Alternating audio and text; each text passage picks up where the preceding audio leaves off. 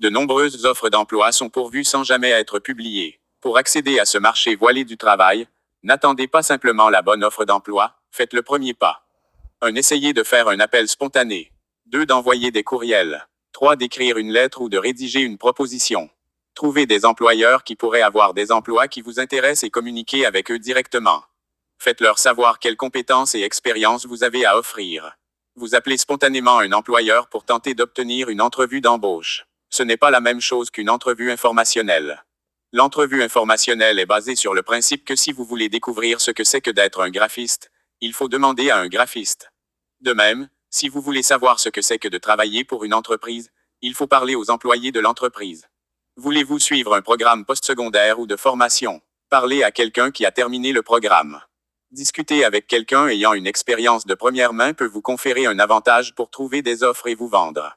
L'expérience peut également élargir votre réseau, vous inciter à poursuivre vos objectifs et vous présenter des options de carrière auxquelles vous n'auriez peut-être pas pensé. Notez qu'une entrevue informationnelle n'est pas la même chose qu'un appel spontané. Vous n'auriez pas recours à une entrevue informationnelle pour demander un emploi. Comment communiquer avec les employeurs pour trouver des emplois non annoncés? Twitter, Facebook, LinkedIn, email. De nombreuses offres d'emploi sont pourvues sans jamais être publiées. Pour accéder à ce marché voilé du travail, n'attendez pas simplement la bonne offre d'emploi, faites le premier pas. Essayez de faire un appel spontané, d'envoyer des courriels, d'écrire une lettre ou de rédiger une proposition. Trouvez des employeurs qui pourraient avoir des emplois qui vous intéressent et communiquez avec eux directement. Faites-leur savoir quelles compétences et expériences vous avez à offrir. Vous appelez spontanément un employeur pour tenter d'obtenir une entrevue d'embauche. Ce n'est pas la même chose qu'une entrevue informationnelle. Cette fois, votre objectif est de convaincre les employeurs qu'ils devraient vous embaucher. Cernez les employeurs potentiels.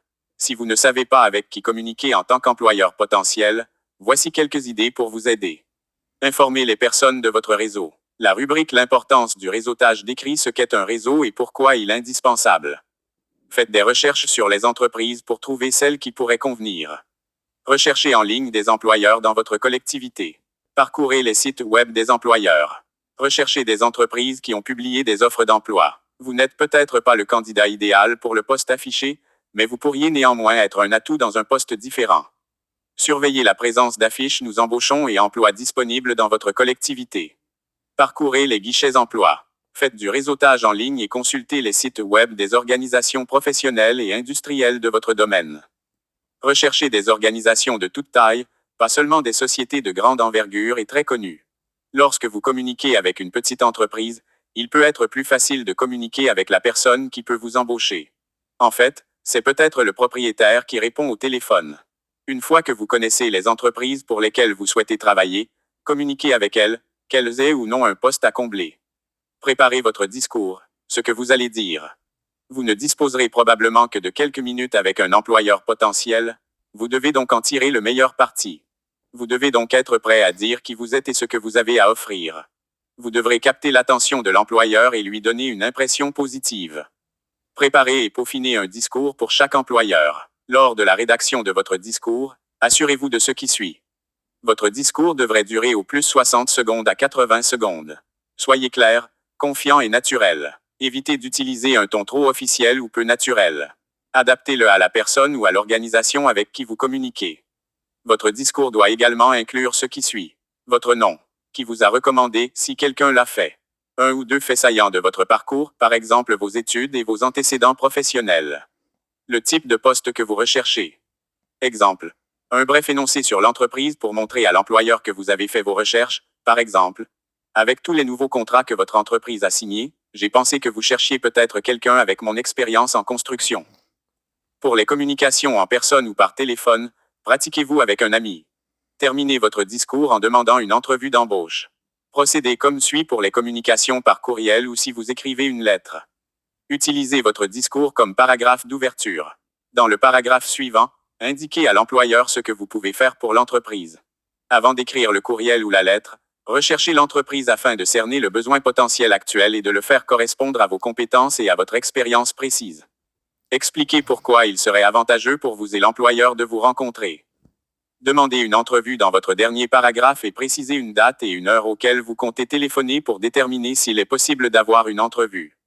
Soyez bref et joignez votre curriculum vitae. Si vous envoyez un courriel, créez une ligne d'objet qui capte l'attention et qui garantira que votre message ne sera pas considéré à tort comme du courrier indésirable. Envisagez de rédiger une proposition précise. Vous pouvez choisir de rédiger une proposition si vous entendez parler d'un défi précis auquel l'employeur doit faire face, un défi pour lequel vous êtes qualifié. Votre proposition pourrait prendre la forme d'une lettre concise contenant l'information suivante. Renseignements généraux tels qu'une référence à des discussions antérieures avec l'employeur. Une brève description du défi auquel l'employeur est confronté et le meilleur résultat. Quelques brèves suggestions sur la façon dont vous gériez la situation. Les compétences et l'expérience que vous pouvez mettre à profit pour relever ce défi. Quand vous pouvez commencer et achever le projet. Les frais et dépenses que vous factureriez. Quand vous comptez communiquer avec l'employeur pour assurer un suivi. Ne fournissez pas tous les détails sur la façon dont vous relèveriez le défi. L'employeur pourrait prendre vos idées et demander à un employé ou à quelqu'un d'autre de les mettre à exécution. Choisissez votre méthode de communication spontanée. Vous pouvez procéder à une communication spontanée en personne, par téléphone, par courriel ou par courrier ordinaire. Examinez les avantages et les inconvénients de chacune de ces méthodes.